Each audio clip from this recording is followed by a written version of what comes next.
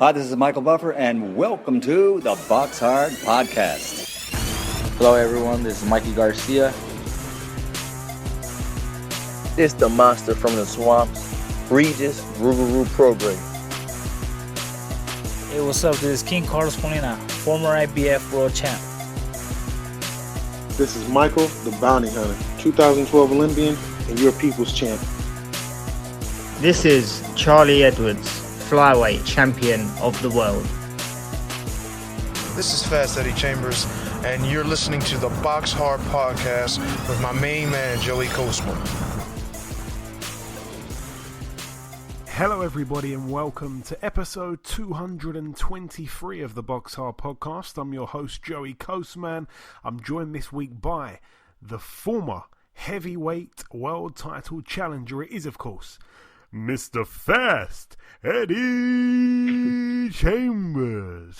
Hey, that wasn't too bad, Joey. You might have a future in announcing too. All right, what's up? I don't know if that was, yeah, man. I don't know if that was some kind of terrible Michael Buffer or some kind of terrible Jimmy Lennon Jr. I don't know. That was just terrible all round. But no, that was just a vintage, great, good sounding voice right there. Joey Coastman. That's what we wanted to use. That we just use that one. All right. That's what we're gonna say. Forget the Michael Buffer and the Jimmy Lennon. We're gonna just go with you. Well, I'm not sure it will make the final cut, but it is what it is. Eddie, once again, thanks for joining me. For being here when Diaz goes missing 2 weeks in a row now. Last week I was with you. This week we're over the phone again. Sadly. Yeah, well, it sucks, man. Next time maybe we can do 2 weeks in a row where I'm there. Who knows? Maybe. That would be nice. Maybe next week I'll just I'll fly back over. You ready for me back that soon? Hey, that could be nice. That would work out for everybody. But anyway, we've been without Diaz now for 2 weeks. It is what it is. Moving on to the review part of the show. Let's start here at the Winter Vegas Casino and Resort in Iowa, USA. This one was on Showtime Friday the 17th. Which I think was the day I flew back from the States. Obviously the same day Muhammad Ali was born once upon a time. But this card over here, Jono Carroll, a very good amateur. Obviously a guy that had a very close fight actually with Michael Fox. Michael Fox, in my opinion, probably should have beaten him. But anyways, Jono Carroll got the nod that night, and he got the KO here. A first round KO actually. He's now 18-0. The Uzbek fighter marches on. He was able to KO, like I say, in one round, Adrian Estrella, who now has a record of 29-5. Jono Carroll, I think, was actually originally supposed to box a week before this. He was supposed to take on Keith Hunter, the younger brother of Michael Hunter. We shall be speaking to Keith Hunter, I believe, later on in the show. But yeah, that fight didn't end up happening. Moving out now to the Turning Stone Resort and Casino in Verona, New York, USA. Let's actually start with the undercard over here. Firstly, a very interesting one, actually. Jonathan Guzman. He is a guy that I think was fighting at... I'm not sure if he's moved up in weight. He might still be at super bantamweight. Anyway, he was a world champion. He was something like 21-0 with 21 KOs. He was a world champion. He went over to Japan and beat, this guy who I think may have been the champion. It may have been vacant. Can't remember. He went over to Japan. He pulled off, a brilliant win, another knockout win. And then the story was that he got paid in cash for some reason. And when he went to the airport, he got robbed in the airport for his money. And after that, he was out the ring for near on 2 years. He just completely vanished off the face of the earth. And then he returned to the ring, and I think he got beat, and then he had another fight which went to the distance for the first time ever of all his wins. And he signed with Top Rank now, I believe, and he was back on this card. It's good to see him back. Not quite sure again what's really happened after winning a world title, getting robbed, and then this inactivity. So not quite sure what's going on, but anyway, good to see him back.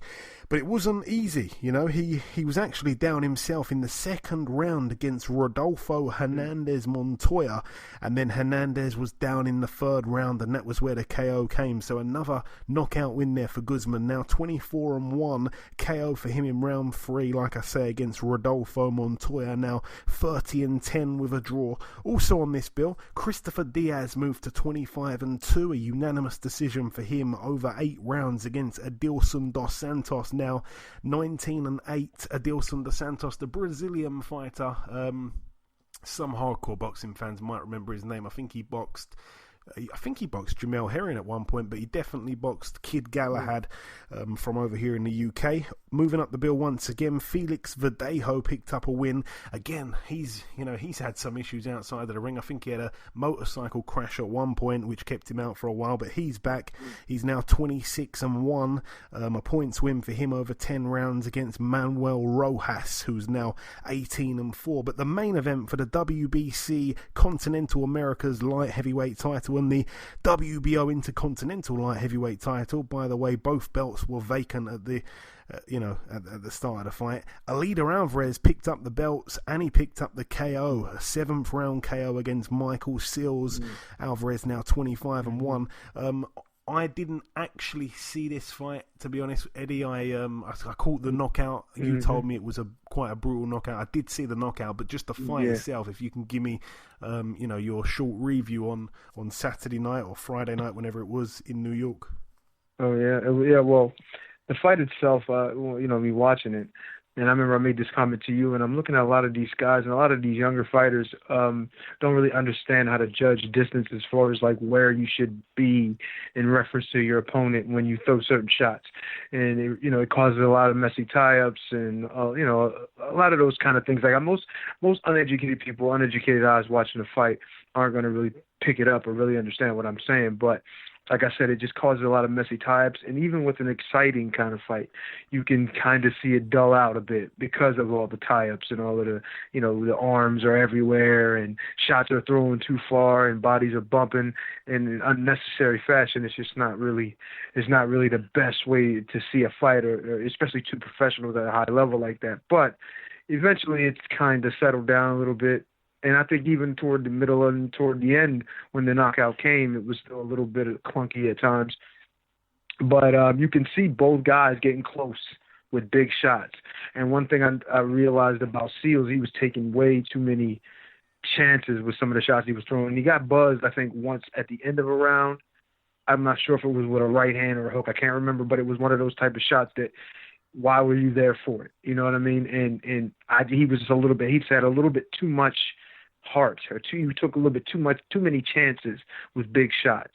And I think once Alvarez realized it, and he was, and I don't know how much he really realized it, but besides the fact of him just leaning over, throwing that overhand right, catching him and knocking him out, I don't know how much that was planned, because he didn't really do it that many times before it. So, but it was an interesting fight, you know what I mean, to be honest. And the knockdown was obviously like, right now, that's the front runner for knockout of the year. So, it was pretty ugly as far as how he caught him, and he literally hit his head on the bottom rope. He was out cold. Well, not cold, but he was pretty stiff when he got cracked. So it was a good shot. You know what I mean? But the fight itself was a little messy. Yeah, I mean, quite complimentary of yourself to call him young. Alida Alvarez almost 36, and well, damn. Michael Seals is 37. I should have known that. He's the same age as. Well, I say young guys. I'm not even just referencing these guys. I'm referencing so many different guys that I've seen recently. I mean, not even just recently. Maybe it's been. Well, actually, it has been more recent where I see them. Like I said, like a lot of a messy tie-ups. Like you're being a professional is you got to understand how to judge your distance a little better than that. You know what I mean? In fights I've had, things like that, I mean, it's just more professional. You know what I mean? I'm looking at situations, and even some of the guys I fought, you step on their feet. It happens periodically, but for it to happen round after round, you know what I mean, punch after punch, to be, you don't generally see things like that, or you shouldn't see things like that where there's a lot of messiness in professional sports. You know what I'm saying? I mean, it happens, but not constantly. You understand what I'm saying? Yeah, for sure. For sure, but yeah, very good knockout in the end. Moving out now to the Woodhouse Park Lifestyle Centre in Wythenshawe, Manchester, Lancashire. One fight to mention over here, Dion Juma, now 13-0, a defence there of his English cruiserweight title against Sam Hyde. From what I'm told, it was a great fight. It wasn't televised, unfortunately, but everyone there said it was a brilliant fight and stuff like that. Sam Hyde, very unlucky, very, very unlucky. Hasn't had the best 12 months or so, been very unlucky, but a good win there for Dion Juma. Like I say, another name really for his resume. He needs to start pushing on again. Another guy who has had, quite a bit of inactivity outside of the ring for one reason or another. And the final bill to mention, this one took place at the Liacouras Center in Philadelphia, Pennsylvania, USA. It was on Fox. But starting with the undercard, this one was for the interim WBA World Super-Featherweight title. Chris Colbert, 13-0 now, 14-0. It was a unanimous decision win for him over 12 rounds against Jezreel Corrales, a guy who I said on last week's show was quite inactive, but actually I think since his most recent loss prior to this one, of course, I think he'd only perhaps boxed maybe one time or maybe two times, but not topping bills or anything like that. He'd been fighting kind of lesser level guys, so I hadn't really seen much or heard much about him of recent times. But a good win there for Chris Colbert, certainly one to watch in the future. He picks up a minor piece of silverware there, the interim WBA World Super Featherweight title. Corrales was down in the 10th round, but it ended up being a unanimous decision in favour there of Colbert, so a good win for him.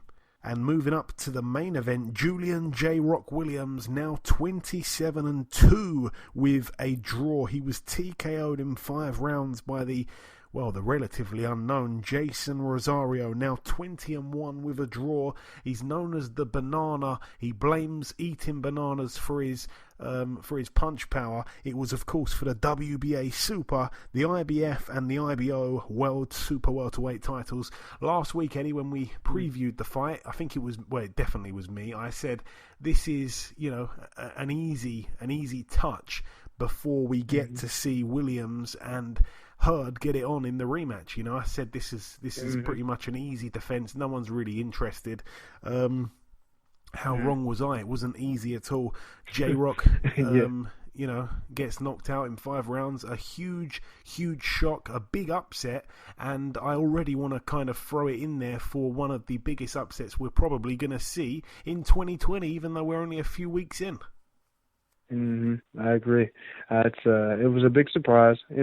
Now, I mean, if you don't know the guys that are on his resume, you'll kind of just dismiss it. But the fighting spirit and who he is, you could just tell. You know what I mean? When he was in there, the shots he took, and he just was resilient. He just wanted to come. He just wanted it so badly. And then the cut happened with J-Rock, and it just was like he was having a hard time seeing shots coming from that side. And then one of his big defaults defensively, I think, is really defending the right uppercut. I mean, we saw it with Charlo, and then now you're seeing it with this guy, catching him with those big right uppercuts, counter right uppercuts. And it's just, sometimes obviously him, when he was lounging on the ropes, he got caught with one when he was pretty hurt already, but it's just a shot. And I think it's maybe he's a little too heavy on his front foot sometimes, being a little too aggressive. Even in a situation where you somewhat should be in retreat, he's still doing with that Philly heart. Just fighting through it, trying to make something out of nothing, and that's what happens. You get caught, and that's what And you hear him mentioning the rematch clause and hoping he can get another opportunity at it so he can get his belts back. But the way it played out is just didn't look good for him. No, it certainly didn't. The rematch clause is an interesting factor. He will certainly have to go back to the drawing board, as they say, and certainly tighten up a few loose ends, quite a few. He just seemed to be totally outgunned really from the get-go. The early cut really did seem to bother him. I think there was a bit of pressure on his shoulders. They mentioned that he hadn't boxed in Philly for 9 years, so it was his homecoming. But just hearing him speak in the build-up to the fight, he said, and I quite liked what he'd said, because I was worried that he might overlook this guy. People do that sometimes. But he actually said, this guy's coming in here, to cause an upset in my backyard, just like I did to Hurd. So, his head was in the right place, it would seem. But Yeah, like I say, just a shocking upset, and Unfortunate. it was because I like J-Rock. He's been on the show before. One thing that I don't want to get too critical, but I said it to you already, Eddie. In the corner, after I think it was the second round, J-Rock had quite a bad round. He went back to his corner, and I think he was rocked in that round. He was cut in that round, and the one piece of advice that I heard his trainer say was, what did he say again? I think he said throw the right hand to the body, and that was it. There was nothing about. He didn't try to give him any kind of advice on, how to get out the way. He was actually saying, no, go to him, but hit him to the body. And I thought, that just didn't sit well with me. Well, I see in a sense what he was kind of put together, but my thing in a situation like that would be crowd him, walk him down a bit, because sometimes, once you're in the lion's mouth, you miss the teeth. You know what I mean? If you're kind of in punching range, which was his biggest issue, that's where all those big shots that he's throwing are happening. You're right in his wheelhouse, right where he needs you to be, so he can throw those big shots. If you notice, he was always right within punching range, and that's a big issue. Like I said, not only that, he's heavy on that front foot too. In a lot of those exchanges. You understand what I'm saying? So if he gets inside, even if he can still sit on the back foot, still kind of be away from danger with those uppercuts, but press. Do the same thing he did with her. Get in close. Make it a little ugly. You know what I mean? Push him a little bit. The guy's strong and tough and everything, got good punching power, but he needs space to punch. You know what I mean? Make it a little weird for him. Like, man, I really can't get some of the shots that I want to get off because he's throwing bigger, longer, wider shots.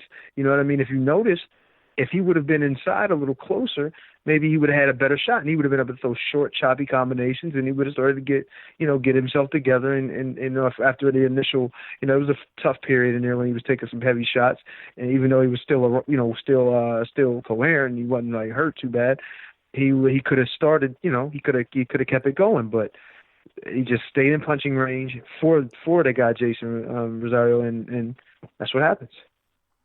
Yeah, and one interesting thing that Rosario said in the post-fight interview, obviously through a translator, he said that was the first time he'd really had a proper training camp, which makes you think, wow, what's it going to be like when he does have a full training camp once again, and goes into this rematch, obviously with that belief that he can beat J-Rock. So very interesting for the rematch.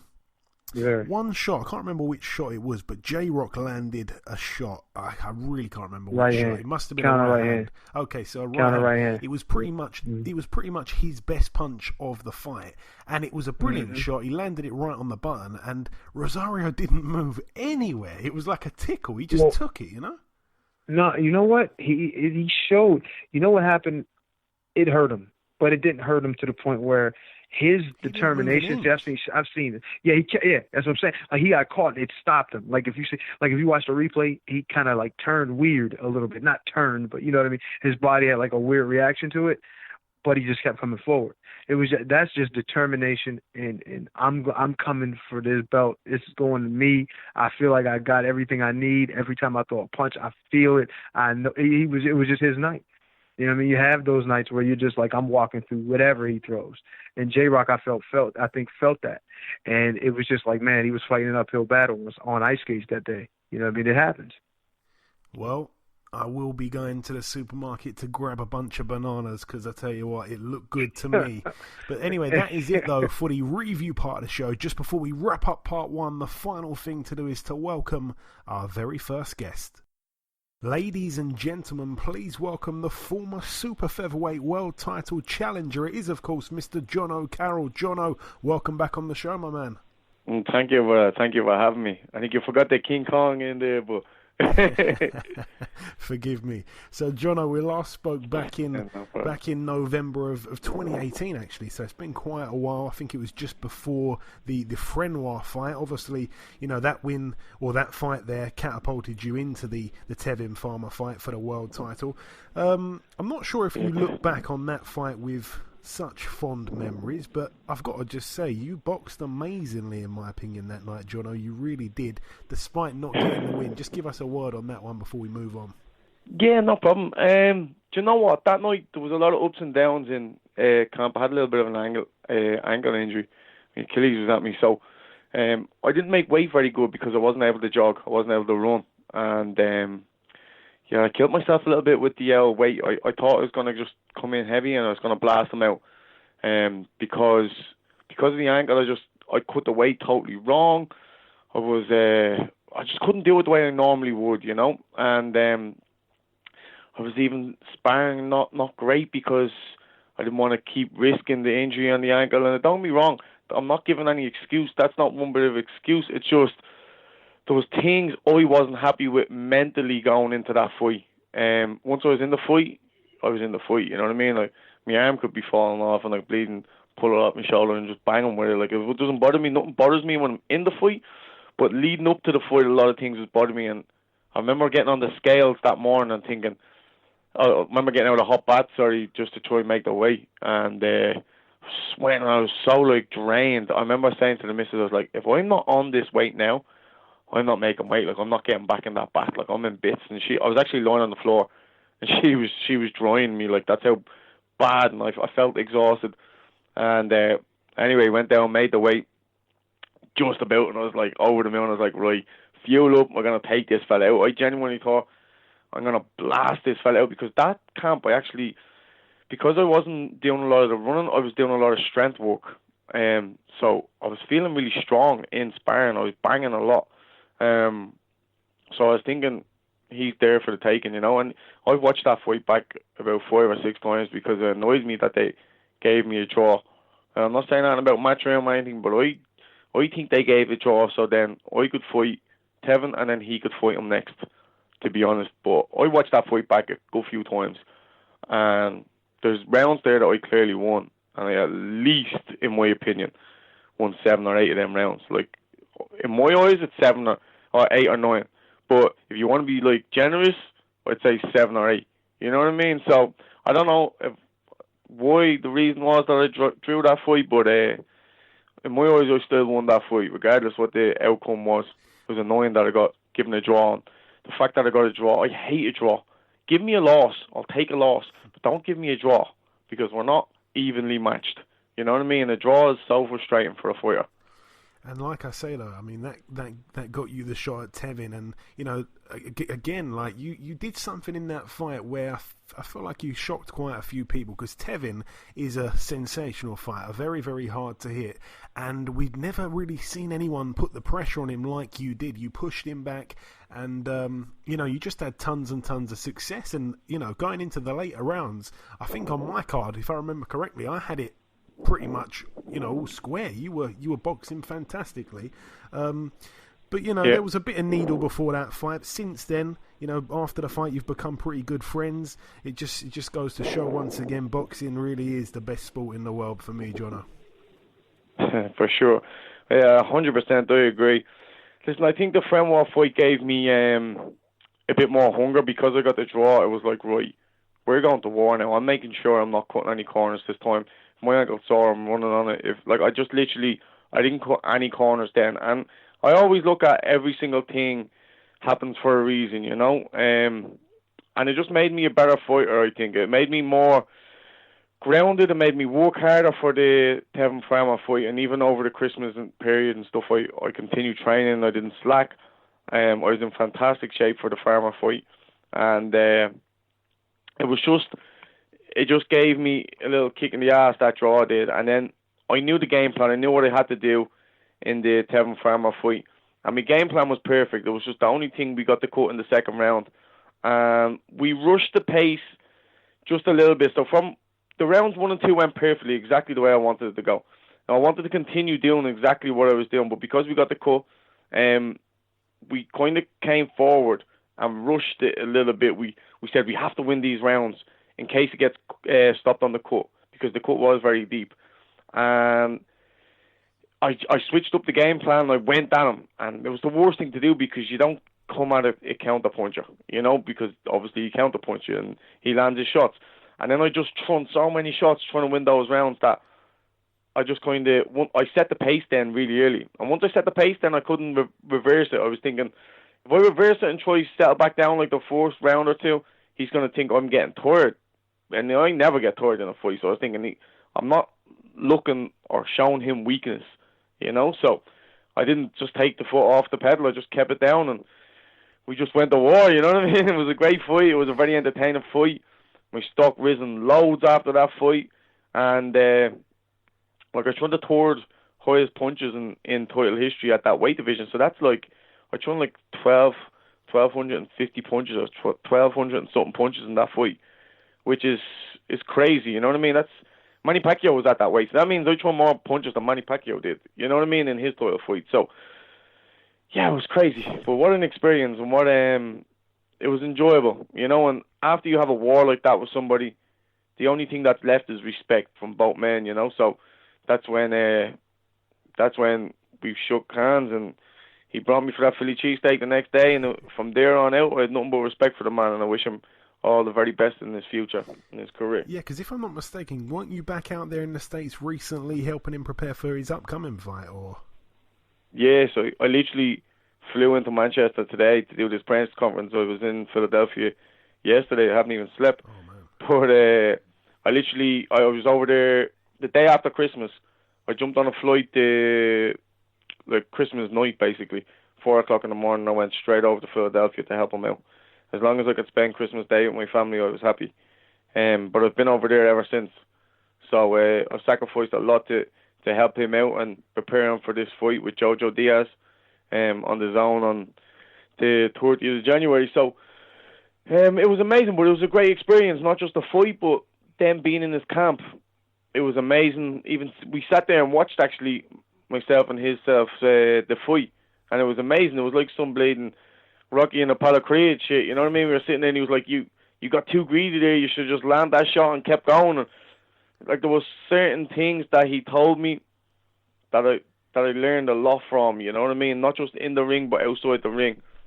It was a real pleasure being there. I gained so much experience.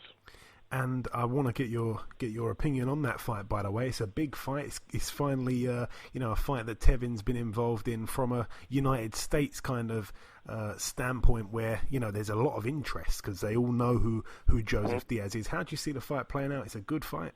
Yeah, it's a very good fight. To be honest, I set the blueprint there for Jojo Diaz. He's a southpaw. Obviously, I tagged Tevin more times than anyone else has tagged him in fights. I have set the blueprint out to beat him. But Tevin is really in shape this time, I'm no sparring partner for anybody. Me or Toka Khan. We're both top quality fighters, and we made sure we worked him hard, He's definitely prepared. He sparred 14 rounds only there like 2 weeks ago. 7 with myself and 7 with Toka Khan. So to be able to do that is impressive in my eyes, So I just hope he makes his weight well. He does everything correct, and do you know what? Jojo Diaz is a very strong fighter, and he's an Olympian. He's a very skilled opponent too. I think if Tevin boxes to his game plan, Tevin wins. But I think if he fights with Jojo too much, then Jojo could possibly hurt him. I never sparred Jojo Diaz, but our other sparring partner, Toka Khan, he sparred him before, and he said he can pop. He said he can bang. So it's all got to do with Tevin's head movement and setting the pace and fighting his own fight, But I do think Tevin wins the fight, but it's definitely not going to be an easy fight, for sure. It's going to be a tough fight. Yeah, absolutely. And if Jojo hurts him, that it's boxing at the end of the day, So you never know. It's a coin toss, really, but I'm going to edge slightly with Tevin. Yeah, for sure. And of course, your next fight's been announced. It will be against Scott Quigg. It takes place March the 7th in his backyard of Manchester. What do you know / think about Scott Quigg as a fighter, Jono? Well, he's a former world champion, so you don't get there for no reason, He's a very tough opponent. He comes forward all night long. He's strong. He's tough. He can bang. He's experienced. You can't overlook experience, So it's going to be a very interesting fight. It's going to be a good fight. I'm really, really looking forward to it. He's in his backyard as well. But when me and Tevin Farmer was over there sparring, it's nip and tuck every single round. Like, I believe I am world. Like, I should be probably a world champion, and at my level, I will be a world champion. I'm going to be a world champion 100% in the future. So this fight, I'm looking at putting on a performance of my career and putting on the best performance possible. And like I was saying, I was sparring Tevin last week, and I was doing 7 rounds, and I have still 7 weeks to bloody go for this fight. You know what I mean? So I'll go straight back to Spain. I'll be sparring 8 rounds this week, probably 10, 12 next week or something. So I'm going to be flying in this fight, and I'm looking to make a statement. That's what I'm looking to do. I'm looking to make a statement against Scott Quigg in his backyard. It's going to be amazing. It's going to be a hostile crowd because Scott has a massive following here in Manchester, but I have people from Manchester texting me saying, I only live down the road from him, but I'll be there supporting you, mate. We got your back and all. It's crazy the support I have over here in Manchester, and I really feel blessed and privileged to fight here once again. I fought on shows here before when Scott fought Kiko Martinez, and I remember looking around thinking, I can't wait till this is me. And now here we are 3 years later, topping the bill. So it's my time to shine. And you mentioned there he's got the come-forward style. You've also got a come-forward style. I honestly can't see anything but a real fan-friendly encounter here. I feel like this has really got war written all over it. It's certainly, in my opinion, going to steal the show. I just can't see, Jono, how it can be anything but a real exciting fight. You know, sometimes you get, we see these matchups all the time between knockout artists and stuff like that, and we say, yeah, that's not going to go the distance, and sometimes we're right, sometimes we're wrong, but in this one I can't see anything but a brilliant fight. Yeah, it's going to be a very fantastic fight for sure, but I think I have the hand speed. He's coming up to my weight division. I think I'll have the strength on him in there. I've better footwork, mate. This fight will be whatever I want this fight to be. I'm going to set the pace in this fight. If I want to go toe-to-toe with him and go for a war, I'm big enough to physically bigger man. I'll push him back and I'll go to war with him if I want. If I want to outbox him, I will. I see this fight going whatever way I want it to go. And it's going to be an amazing night for me. Trust me. Believe that, mate. And you tweeted saying that you're going to smash his head in. You can't wait to do that. He then replied saying you won't smash anything in because you're feather-fisted. I've never actually seen Scott Quigg trash talk over Twitter before. I don't know if that's actually controlling his account there, but it's brilliant. It's about time. It's about time he bit, because I was half thinking for a while. I was like, he's not even going to show up. The fight was supposed to be in Saudi Arabia, and he pulled out with an old injury, he was saying, and we were meant to get doctor reports. We never got doctor reports. And then I was half thinking, was he ready? Did he just feel like he needed more time? And now here we are topping the bill. So I'm actually happier it ended up turning out like this. But at the same time, I just hope the man shows up because, mate, I want world titles. And he's my way through to get a world title. He's the only man stopping me, and I'm going to destroy Scott Quigg. Mark my words. Don't think for 1 minute that Scott Quigg is going to be able to hurt me and do me in, mate. I'm going to smash his head in. And he can say what he wants with feather-fisted or whatever he was saying. It's going to be whatever fight I choose to fight. Trust me. And what is your prediction, Jono, if you have one, for March 7th? Do you know what? Scott Quigg is a very tough opponent. True. And I'm not known to knock people out. So I can only see it going the distance. But if it gets stopped in any sort of way, it'll be him going down with a body shot. Because he's an old man. I'm going to hurt him. I'm going to hurt him to the head and I'm going to hurt him to the body. He's going to get smashed up. Mark my words. Every single thing that I say that I'm going to do in a fight, I always do. You know, I very rarely say, I'm going to stop this fella, I'm going to do this and I'm going to do that. But Scott Quigg is going to get hurt at least once or twice in this fight. And he can say what he wants about feather-fisted. Anyone who's ever been in with me knows I can bang. Anyone that can fight can bang with 8-ounce gloves. You know, 8 ounces is not very much. So you're going to feel them no matter what. But if you look at my resume, from prize fighter on, that prize fighter was like my 4th or 5th fight. I was in with Big and Gary Buckland, Stephen Foster, known opponents, you know.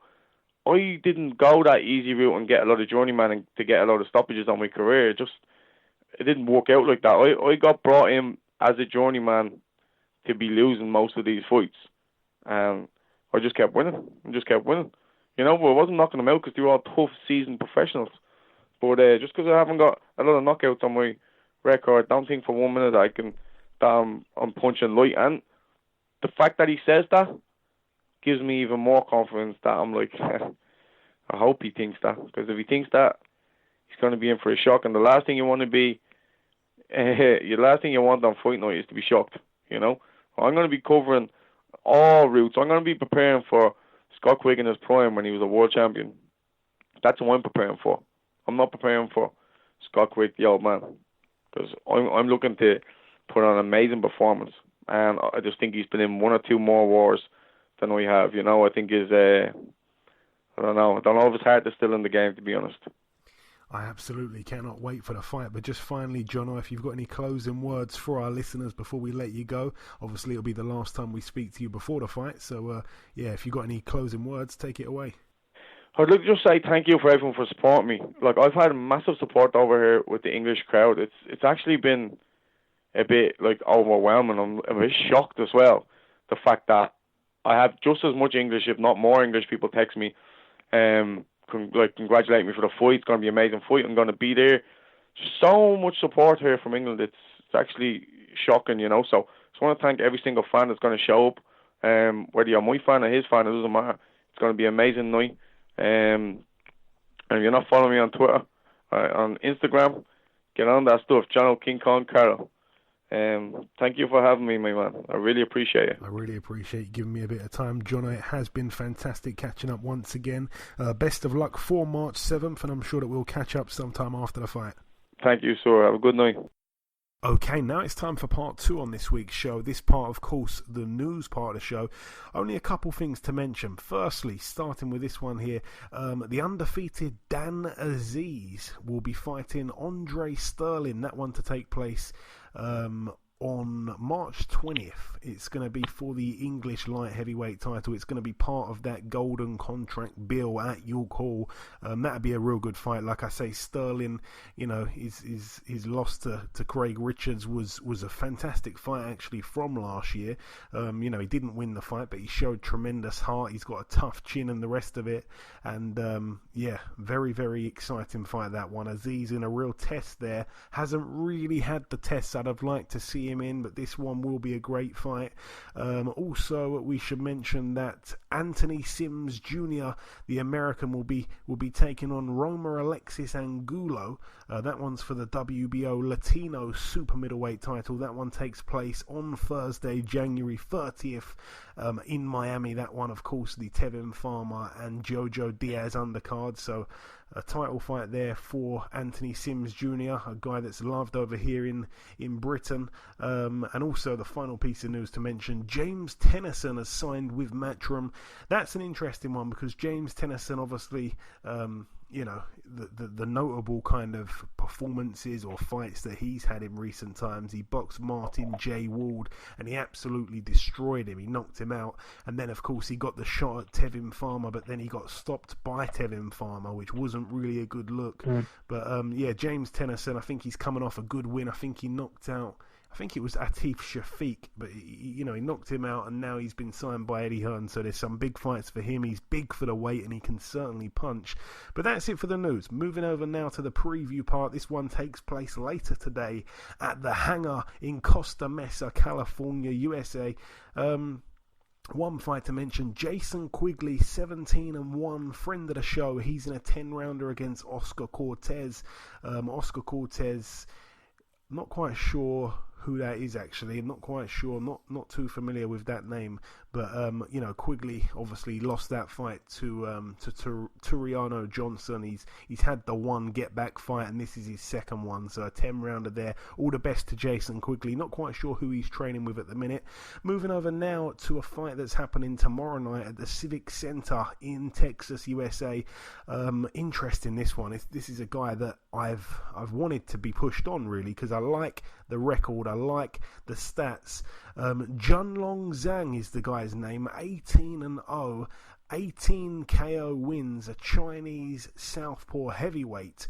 8 rounds of boxing here. No opponent just yet for him, but he's looking to, of course, extend that unbeaten run and that knockout run. I'd like to see him in there with some of the other top heavyweights, really. He's been a little bit inactive. I think he's getting up there in age as well. I confuse him with another Chinese heavyweight called Zilil Zhang. I think they're both southpaws. They're both like undefeated, and every fight they've been in, they've won by knockout. They could actually be the same. No, they're not the same person, but yeah, I confuse them all the time. Moving out now to Germany at the Work Your Champ Arena. Never heard of that one. That one's in Hamburg. Just to mention over here, very, very good prospect coming through, Abbas Barao. I think I'm not sure if he medalled in the Olympics. I think he went to the Olympics, so very good amateur. 8-0 as a professional. He's in a 10-rounder against Abraham Juarez, who's 16-4. Moving out now, though, to the Convention Center in Minneapolis, Minnesota, USA. Friend of the show, former world champion Caleb Truax, 30-4 with 2 draws. He's in a 10-rounder against David Bassajamivui. I think it's said, definitely not said like that, but a real mouthful. 16-4 with a draw, 10 rounds of boxing there.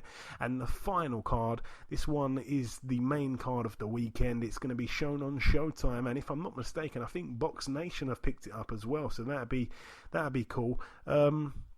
Lorenzo Simpson, very good prospect on the undercard, 6-0. He's in a 6-rounder against Antonio Hernandez, who's 2-10 with a draw. Lorenzo Simpson, obviously, still easing into the pro game. It's going to be an easy touch for him looking at the records on paper. But yeah, Lorenzo Simpson, I've said it time and time again, definitely one to watch for the future. Jarrett Hurd is back on this card, which is weird because he's boxing here just 7 days after J-Rock. So not quite sure why they didn't just fight each other. I'm guessing that J-Rock wishes that they did now. But Jarrett Hurd, 23-1. He's in a 10-rounder against Francisco Santana, who is 25-7 with a draw. That's over 10 rounds there. Stephen Fulton, 17-0, takes on Arnold Kagai, 16-0 with a draw. That one's for the IBO World Super Bantamweight title over 12 rounds. And the main event, Danny Garcia, Philadelphia's very own, 35-2. He's in a 12-rounder against Ivan Redkach, 23-4 with a draw. Eddie, I've not been Danny Garcia's biggest fan, and I say that because, he gets called a cherry picker and stuff like that, and I'm not going to say he's a cherry picker. I always thought he was a good fighter, but fights like this, he has had quite a few of these kind of fights. He's taken on here another guy who really shouldn't be able to, to win more than 2 rounds against him. For me, this is another easy touch. I don't really want to call him a cherry picker, but I'm not quite sure what to call him. It's another easy touch, really, for Danny Garcia we're expecting here. Yeah, these type of situations, I understand what they're doing, because he's had a couple rough losses, with the 2 guys that he lost to, obviously. And it kind of sucks for him a little bit to come from his. It's not like he's fallen from grace, like he's not still one of the elites in the division, but he's definitely looked at now. And I hope correct me if I'm wrong, is one of the weaker of the championship level guys. You understand what I'm saying? And what I think they're trying to do, and what this situation is supposed to be, is a confidence booster. You know what I mean? To get him back on track, get him a few wins, to get him in in good spirits going into these bigger fights that they're going to try to go for. Because obviously, at this point in his career now, he's starting to try to get his legacy, to be more of a to move toward. Like you think of the Hall of Fame, you think of things like that as you go on in your career, especially if you've been a champion, you've knocked out some guys or beat some guys who are Hall of Famers. You kind of start thinking of those types of things, and you start thinking about what you could put down and what your legacy will be when you're gone from the game. So, right now I'm looking at his situation is like get confidence boosters, get a couple of wins, inflate his record, inflate his ego a bit, and then once he gets back in there and gets really, really focused and ready to go at that next part of his career, maybe the 4th quarter, or let's say the end of the 3rd quarter of his career, and finish strong. You know what I mean? I think that's really what this is all about. Not necessarily just cherry picking guys just so he can get inflate his record. I think it's just more for confidence and to be prepared once he gets in there with somebody that's really truly elite. Yeah, and the reason why I'm quite a detractor of Danny Garcia's career is because, back in 2011, because we forget, he's been a pro a long, long time. He turned pro in 2007. And I'm saying that 2007. Wow. It's crazy to think he's been a pro 13 years. But, you know, back in 2011, when you look at the run he had, he boxed the likes of Nate Campbell, straight after him, Kendall Holt, straight after him, Eric Morales, even though, of course, he was up there in age. Then he boxed Amir Khan, then the rematch with Morales, then Zab Judah, then Matisse. That's an incredible run right there. But then it just seemed to go downhill from about 2014. He boxed Mauricio Herrera. That was a fight many felt he was lucky to get the nod. Then he boxed Rod Salker. I know that people like to jump on that one and say Rod Salker's terrible. He's, of course, not as bad as what people make him out to be, but still, you know, that was a drop down in level. Then he boxed Lamont Peterson, a fight where, again, a lot of people thought he might have lost that one. And then, you know, since then he had Paulie Malignaggi, you know, an aging Paulie. He had Robert the Ghost Guerrero, then Sammy Vargas. Then he had the Furman fight, which he lost. Then he boxed an old Brandon Rios, and then of course Sean Porter, and then after that Adrian Granados. You know, that was a fight for me I just wasn't interested in. And now Ivan Redkach, I mean, I look down his resume. I mean, yeah, I know why he's got the fight. He's got the fight because he's coming off an incredible win, actually, in his last fight. He was able to KO in 6 rounds Devon Alexander. I actually forgot that had happened. Wow. Yeah, he KO'd Devon. I didn't even... Oh, yeah. Wow. Devon was down... That is a big win. Devon was down 3 times in the 6th round. That's never really happened. But... He was the only man to have stopped Devon Alexander, but I don't know what that is. You know, Devon Alexander is kind of hit and miss with him at this stage of his career. But Ivan Redkach, you know, not based off that, but looking at what he's done, you know, in previous years, he's lost every big fight. You know, Tevin Farmer, you know, Argenis Mendez, John Molina Jr., Dijan Zlatikanin. I suppose he's not as bad as I'm making him out to be, but he's just not on Danny Garcia's level for me. So not overly excited. Once again, it's another, as you say, confidence booster at best. That's all I can say. Yeah. I mean, you know, he's trying. Like I said, you need these, but if it gets to be a little too many, people are not going to like it. But the fact is, you know, he's coming off of. When was that fight he had with Sean Porter? That was the last fight. I think he's had one win. No, he fought Adrian Granados. Yeah, Granados. So I mean, in this, you know, after the Sean Porter fight, then having Granados, and then this one, it's another confidence booster. But it's the calm before the storm. I think it's going to be he's going to probably go hard at something big in the next fight. You know, I'm pretty sure you don't want to just keep having these kind of things. I mean, don't get me wrong, it's nice, you know, for him. I'm going to actually take back a little bit of what I've said because I've forgotten. Remember, he was supposed to fight Errol Spence, but of course Errol Spence had the crash, and that's why this fight's happening. That's why. So I forgive him a tiny bit. I forgive him a tiny bit. It's not his fault that Spence obviously. You got to give him a little something for that because he's gonna fight Errol Spence. Yeah, that's a huge fight too. But the good thing is that fight will eventually be put together. I'm hoping if everything's good with Errol and he gets back and keeps his winning way he's going. But like I said, this is a good situation for Danny, obviously, to take this kind of a fight, get paid nicely, you know what I mean, and hopefully get the win. I mean, like we just saw with Banana, you know what I mean. These dudes, you might think they're just stepping in there just to step in there, and they turn the whole thing upside down. It can happen like that. He's not just Banana. He's the Banana. He's not. You can't just call him Banana. That's disrespect. He's the Banana. He's the best banana ever. Yeah, definitely. He proved it that night. But in reality, though, I mean, these guys, they come in to fight. Man, look, if you get an opportunity like that, as somebody with the kind of resume Danny Garcia has, and you're coming out of nowhere, you're like, man, I want to turn this whole thing upside down so I can get. Then you can all of a sudden, now you're the guy. Now you're one of the names, and you look at these names. I remember looking at these names on BoxRec, and I even on the wall at my house, I had to print out of all the champions and the rankings, and then I was rated number 15 in the IBF at one point. I'm like, when I first got in, I was like, oh man, that just looks so good up there, next to those great fighters or those other good fighters. And I'm like, man, it's just nice to be able to do. And then now you're one of the names. Now you're one of the guys. It's a hell of a thing to be able to do that, and to come out of nowhere as well. You know what I mean? So I'm, when these guys get these opportunities, man, watch out. Something crazy can happen. Yeah, I suppose they do treat it like it's their world title fight. You're right. you're right in that respect. Yeah. Hopefully it's not as bad as how I'm saying it will be. But, you know, the undercard, I'm not quite sure how much of it they're going to show over here, but the undercard's decent. It's going to be good to see Jarrett Herb back. It's going to be good if they show Lorenzo Simpson on the UK telecast, but I doubt they will, but he's quite far down the bill. But anyway, that is it, though, for the preview part of the show. Of course, Eddie, it's now time to say goodbye to you. Thank you so much once again for helping out. 2 weeks in a row now. Not quite sure it will be free because I'm taking up so much of your time, I'm going to have to start paying you. Well, you don't want to have to do that because I might be a little bit too expensive. Nah. You know it ain't like that. You know I never price myself out of a good situation, so don't worry. It might even just be the best price you ever heard in your life. You never know.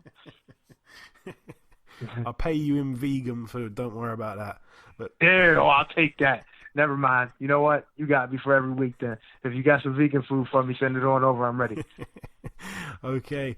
Like I say, thank you so much, Eddie, for taking part in this week's show. Just before we wrap up part 2, the final thing to do is to welcome, of course, our second and final guest on this week's podcast.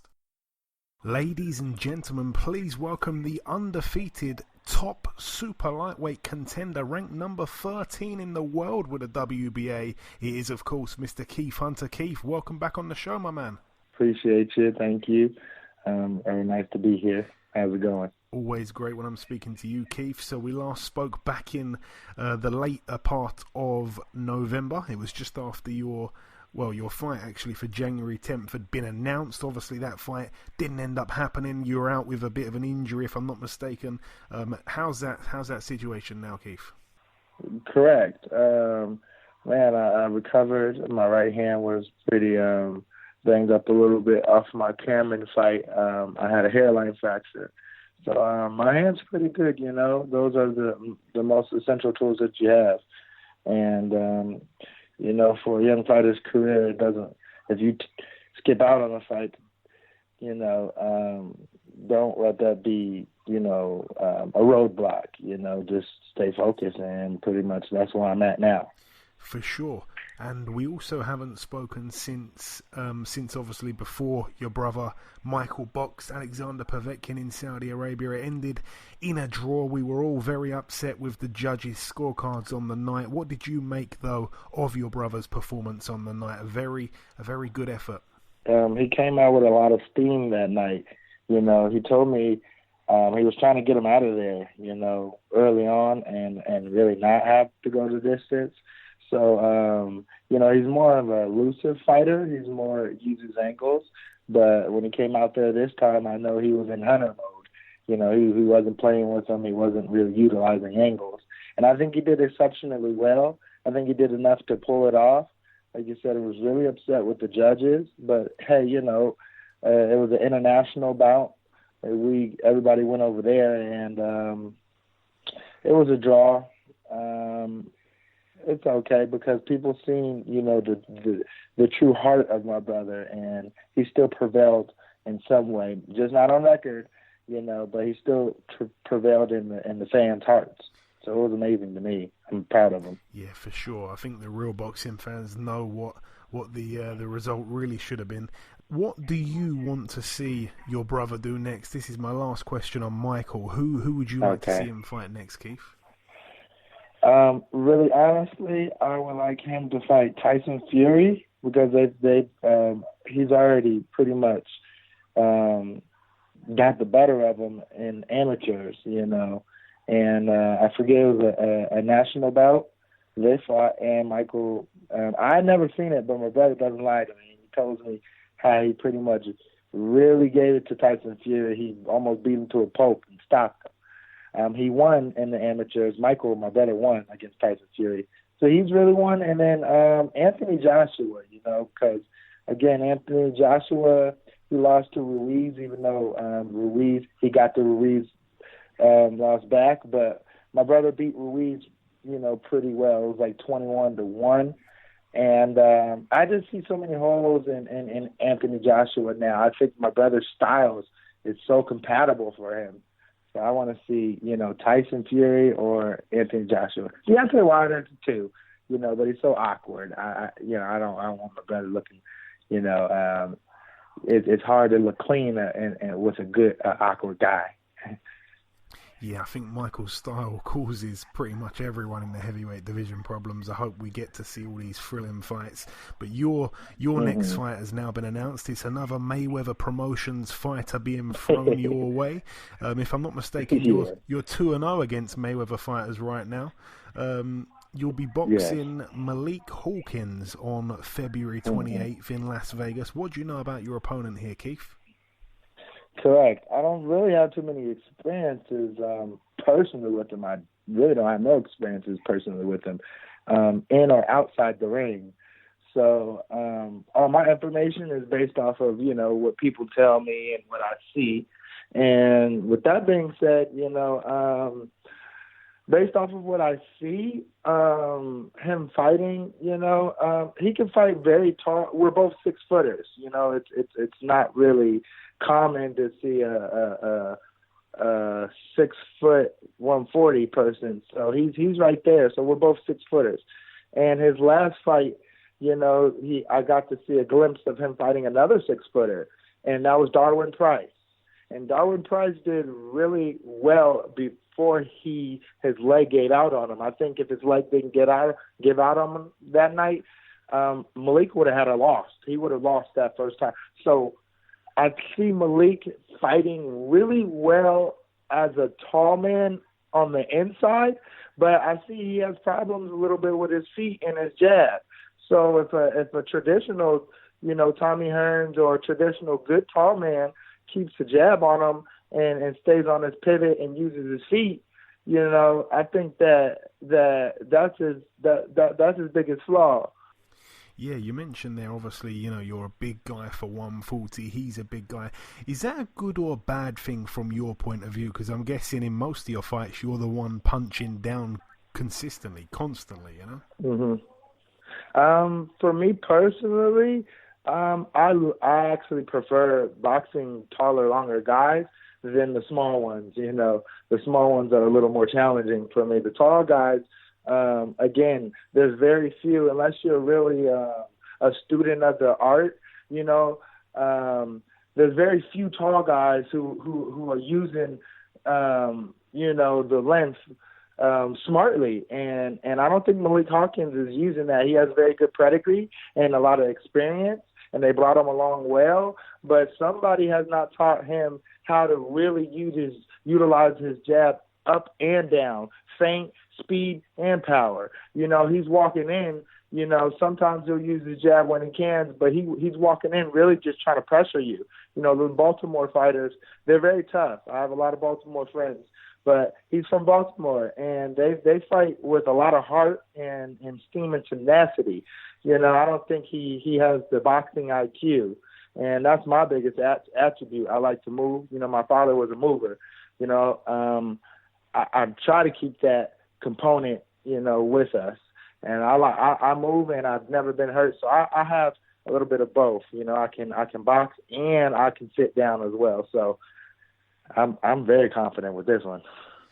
And what is your ideal but realistic plan for 2020, Keith? Obviously, you plan to win your fight next month. I don't really want you to look too far ahead of that. But what are you looking at now? Because you're a guy that, the way you've kind of moved up until this point, it's been very, very exciting. Actually, it's not really the traditional way. You've kind of just, you're really happy to box anyone, anywhere, and you're not afraid of taking these challenges on, and we can see that again in this fight here.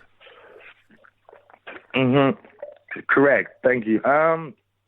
My future goals for 2020 vision, realistically. The end of 2019, the January 10th fight that you just, recently spoke about, that fight right there was supposed to give me a mandatory title shot, a shot at the title after that one. So I chose to not take that at the end of 2020, for actually a better future, business-wise as well.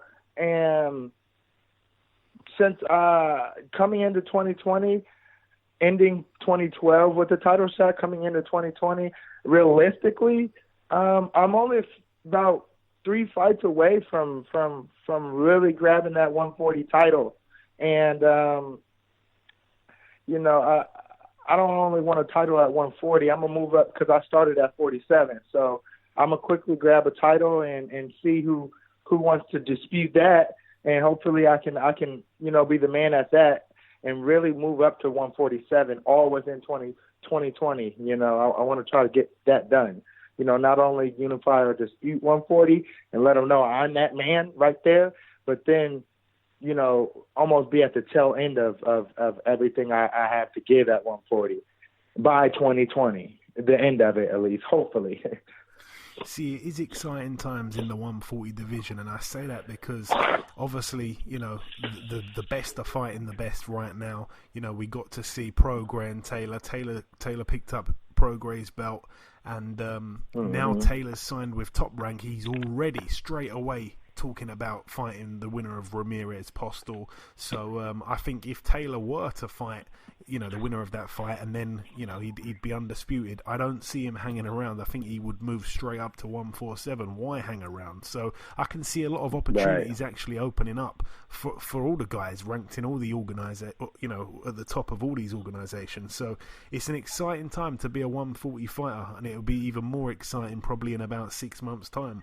Right on the kind of time that you'll be ready, you know, at the very top. So yeah, I'm sure you will have one eye on that fight in a couple of weeks' time. Ramirez against Postal in China. How do you see that one playing out? It's a tough fight there, in my opinion. Ooh, I know. I don't know. You know, that one I don't want to really call too much. Like you said, I would just have my eye on it. I'm gonna have my eye on that one. I don't really want to give a call and jinx anything. Okay, all right. Yeah, no, it's going to be a good fight. I mean, obviously Ramirez has struggled with good boxers at times in his career, you know, and Postal's a tough guy, and he can box, as I'm sure you know. And just finally, Keith, any closing words at all for our listeners before we let you go? I always like to fry it over to you, give you the microphone, and let you drop some words of wisdom before I let you go. Not too much that can fly off the head right now besides I appreciate everything, and you know, anybody who's chasing a dream, just keep pushing. You know, some days you don't always have good days, and some days you have worse days, but every day if you get in that gym, you'll have a day, and that's a blessing. So everybody follow me, Keith Hunter, at Bounty Hunter the Third, all together. The Third is 3RD, and I'm really only on social media as far as Instagram. So catch up with me. I appreciate you. Catch up with my man BoxHard. You need to get a Twitter account real soon, Keith, that is for sure. But listen, it always is a pleasure speaking with you, my man. Best of luck for February 28th in Vegas, and I'm sure that we'll catch up sometime after the fight. Okay, hope to see you there. If not, I'm definitely going to reach out to you. Okay, and this wraps up episode 223 of the BoxHard Podcast. I've been your host, Joey Coastman. The former heavyweight world title challenger, Eddie Chambers, has been with me for the duration of the show. A massive thank you to our two guests on this week's podcast, the former super-featherweight world title challenger, Jono Carroll, and the undefeated super lightweight world contender, Keith Hunter. As always, though, the biggest thank you of all goes out to you, the listeners, for making this podcast what it is. Without you all, it would be pointless. There has been a couple of pieces of news break whilst we've been recording the show. Anthony Fowler has parted ways with his trainer, Dave Caldwell. The split was very amicable, though, which is a bit of a rarity in boxing, so that was refreshing to see that. It ended on great terms. Anthony Fowler will now be trained by Shane McGuigan. So obviously the news in recent times was that McGuigan and Josh Taylor have parted ways, but he's got a new addition there to his training stable. Anthony Fowler there for Shane McGuigan. In other news, Demetrius Andrade has signed a contract extension with Matchroom Boxing USA. It's a 4 4-fight extension. This means he'll be with Matchroom probably for the next couple of years, I'd say. In other news, Andrew Selby has reached an agreement to box Mohamed Obadi for the vacant EBU flyweight title. A date for that fight will be announced real soon. Obadi, for those that don't know, is a Moroccan fighter based in Italy. He's actually promoted by the same Italian promoting company that work very closely with Matchroom Italy. He's got a record of 21-1. His only loss came, interestingly enough, to Christopher Rosales. Obviously, Christopher Rosales and Selby boxed in the past, and Selby once upon a time beat him, but it would appear that Selby has suffered a bit of a decline since then, and he will certainly need to be on his A game to win this fight in what I think is probably a last chance saloon really for Andrew Selby, sadly. But in other news, a friend of the show and a former world champion, Andrew Cancio, after being dumped by Golden Boy Promotions after losing his fight against Rene Alvarado, and everyone felt really sorry for him because the way Golden Boy seemed to handle the situation did seem a little bit harsh from the outside looking in. But Andrew Cancio has now signed a promotional contract with Top Rank, so it's good to see, good things happen to good people. He is one of the sport's good guys, so I'd like to wish him all the best. But that's about everything from myself now. Thank you all for listening to this week's podcast once again. Enjoy your weekends, people, and we shall see you all again next week.